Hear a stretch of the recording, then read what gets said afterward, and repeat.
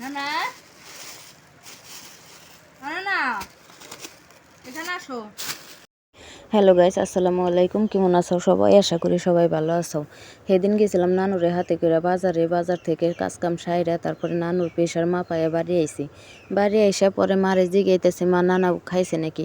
নানারে নিয়ে যেতে চাইছিলাম বাজারে, কিন্তু নানা যায় নাই। নানার একটু শরীরটা খারাপ লাগতেছিল, তো এর জন্যে নিয়ে যাই নাই, তো বাড়ি আসিল। পরে মারে যে গেলাম, এসে দেখি টিটিপুকির মতো বসে রয়েছে। পরে মারে যে গেলাম যে মা নানা ওইরকম করে বসে রয়েছে, খায় নাই কে? পরে কইতেছে না আমি ভাত হাততাছি, খাইবো না, তোরা বলে কি নিয়ে আইবি তাই খাইবো। এখন ঝামেলা হয়েছে, আমরা কিছু নিয়ে আহি নাই কে, তাড়াতাড়ি করে গেছি, তাড়াতাড়ি করে আয়া পড়ছি, কিছু আনবার মনে নাই কে, আর ওইরকম কিছু ভাবিও নাই কে, এর জন্য আনি নাই কে। পরে ওই অবস্থায় বুরকা পইরা অমনে গেছি সিঙ্গের বাজারে যায় এগুলা নিয়ে আইলাম। নিয়ে আয়া ডাক দিছি, দেখেন আয়া হেরা বইয়া কি সুন্দর করে খাইতেছে, মানে একটু পড়তাছে ওইগুলো আবার উঠায় থুইতাছে। মানুষ বয়স হয়ে গেলে যে এরকম ছোট পোলাপানের মতো হয়ে যায়, এটা আমার নানার আর দাদার দিয়েই বুঝছি।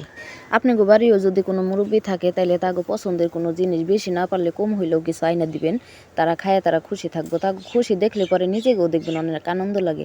এই যে আইনা দিছে আমার নানারে, খাইতে দেখে আমার এতটা আনন্দ লাগতেছে, এত খুশি লাগতেছে। সে কিন্তু একলা খাই না, আমরা সবাই মিলে খাইছি। সবাই মিলে খাওয়ার আনন্দটাই আলাদা। সবাই সুস্থ থাকবেন, ভালো থাকবেন। আল্লাহ হাফেজ।